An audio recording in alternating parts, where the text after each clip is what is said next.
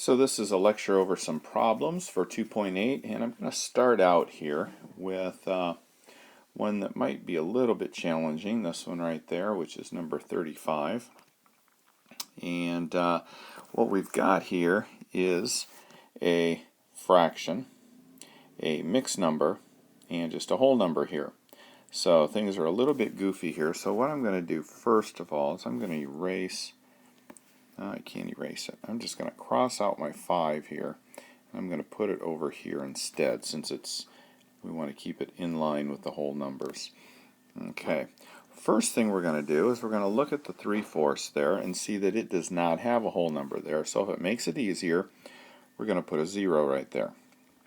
So 0 plus 3/4. Remember, a mixed number, you're just taking the whole number part of it and adding the fraction part. So I can use 0 there, so that when I add these together, I know to add 0 there. Alright, so I have common denominators right here.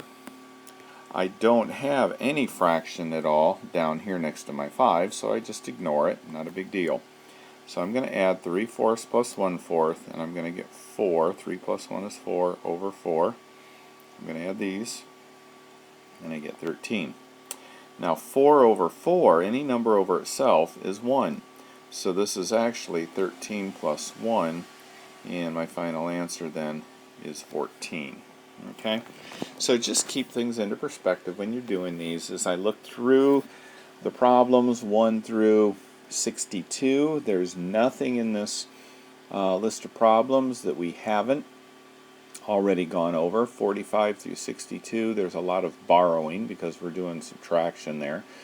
But other than that, we're fine. 63, find the difference between 6 1/5 and 2 7/10. So you're just going to subtract the smallest from the largest.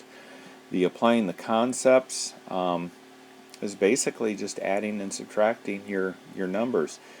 67, 2 pieces of molding, 5 7/8 inches and 6 3/8 inches are placed end to end. What is the total length of the 2 pieces? You're just going to add those two together. They already have common denominators, so you're good to go there. The only thing you're going to run into is when you add the numerators, the 7 and 3, you're going to get 10, which is a bigger number than the denominator, which is 8, so you're going to have to divide out there. But other than that, it looks like you've just got some addition and subtraction. It looks like 75 and 76 that have to do with the Olympic high jump. They're not tricky, but you're just going to have to pay attention to what you're comparing and subtract or add when necessary. But other than that, that would be 2.8 problem set.